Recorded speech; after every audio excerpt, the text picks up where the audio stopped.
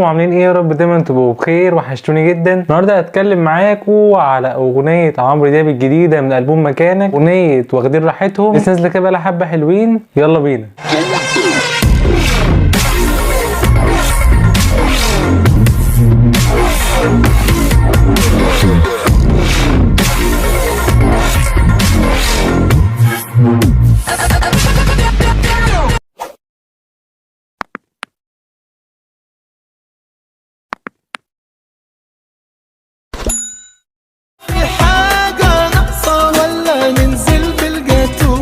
اغنيه عمرو دياب الجديده اغنيه واخدين راحتهم من البوم مكانك، لسه نازله كده بقالها حبه حلوين. اول حاجه كده مبدئيا هي من كلمات محمد البوغه، ومن الحان محمد يحيى، ومن توزيع وسام عبد المنعم. اغنيه تقيله في الالبوم، خفيف جدا ومقسوم، رتمها حلو قوي ولايق كمان. خدوا بالكم لايق مع الكلمات والالحان اللي اتعملت على التوزيع. بالنسبه لي الكلمات كانت من العناصر القويه جدا، هي كلماتها لذيذه. الناس الحشريه اللي في حياتنا اللي دايما بيبقوا واخدين راحتهم وطول الوقت عايزين كل حاجه، ضيوف تقال علينا في حياتنا. فكره الاغنيه عجبتني وحلوه. قدام بعض الكلمات من محمد البوغه كانت كويسه ومختلفه جدا على عمرو دياب. شايف ان الاغنيه كانت من الاغاني مختلفه على عمرو، خصوصا في الالبوم. شايف ان الموضوع زي ده مش بيتداول كتير قوي في الاغاني، بس عامه ده بيحصل معانا احنا في حياتنا. الناس التقيله اللي علينا، والناس دايما اللي بيبقوا مش خفاف. عارفين انتوا الناس اللي هم بيبقوا مثلا ضيف داخل عندك تقيل، اللي هو قاعد وبياكل وبيشرب وهو رخم تقيل، فهي فكرتها زي كده. فانا الفكره كانت مختلفه بالنسبه لي. شابوه كبير جدا. محمد البوغه كان عنصر قوي جدا بعد التوزيع في الاغنيه. محمد يحيى من الملحنين الكبار، من الناس اللي بحب شغلهم جدا مع عمرو دياب، ودايما ببقى مستني شغله عامه مع اي مطرب. مع عمرو دياب خصوصا بيبقى مركز اكتر، فاللحن ده كان قوي بالنسبه لي من محمد يحيى، واقول له شابوه كبير جدا عليه. التوزيع كان كويس مقسوم، يعني كان معمول على الكلمات والالحان كرييتيف، يعني الاغنيه كلها كانت طالعه بشكل كويس. شايف ان هي كانت من العناصر القويه جدا كانت الكلمات بالنسبه لي. انتوا برضه قولوا رايكم ايه، انا عايز اعرف رايكم. الاغنيه كانت عاجباكم وما كانتش قد كده؟ بس انا بالنسبه لي الاغنيه كانت قويه، ممكن تعمل صدى كبير جدا بعد كده. فكرتها كويسه وعجبتني من عمرو دياب، هرجع اسمعها. الاغاني اللي كانت حلوه، ومن الاغاني اللي عمرو دياب بيخرج في حته كويسه، ان هو بينوع، بيعمل حاجه بره الصندوق. مش كل الاغاني دراما بس، مش كل الاغاني رومانسي بس، لازم ان هو يقدم مواضيع مختلفه. عمرو دياب طول الفتره الاخيره مقسوم وغزل بس في الاغاني. لا، انا شايف ان عمرو دياب في الالبوم عامل تنوع في الموسيقى، تنوع في الكلمات، تنوع حتى كمان في الالحان. الترتيبه اللحنيه بتاعت الاغنيه كانت عجباني جدا، واللحن على فكره سهل جدا وبتحفظه بسهوله. فبالنسبه لي الاغنيه كانت كلها توليفه طالعه حلوه مع بعض. بالنسبه لي اقدر اقيمها واديلها 7 من 10. اغنيه كلماتها كانت قويه. شايف ان هي كان كمان موضوع مختلف ان انا اسمعه على عمرو دياب، لون حلو ان انا اقدر اسمعه من عمرو دياب في البوم زي ده. اغنيه كانت خارج الفكره وخارج الصندوق خالص، ان عمرو دياب يقدم حاجه زي كده، فكره جريئه من عمرو دياب. عرفوا رايكم في الكومنتات، وقولوا الاغنيه كانت عاجباكم وما كانتش قد كده. ده اللي كان عندي النهارده. لو انت سعيد وتشوفني اشترك وفعل زر الجرس، اعمل لايك لو الفيديو عجبك، وشير في كل مكان لكل اصحابك قد ما تقدر، واظبطوني لايك وشير وسبسكرايب للقناه على قد ما تقدروا. اشوفكم ان شاء الله على خير في فيديو جديد.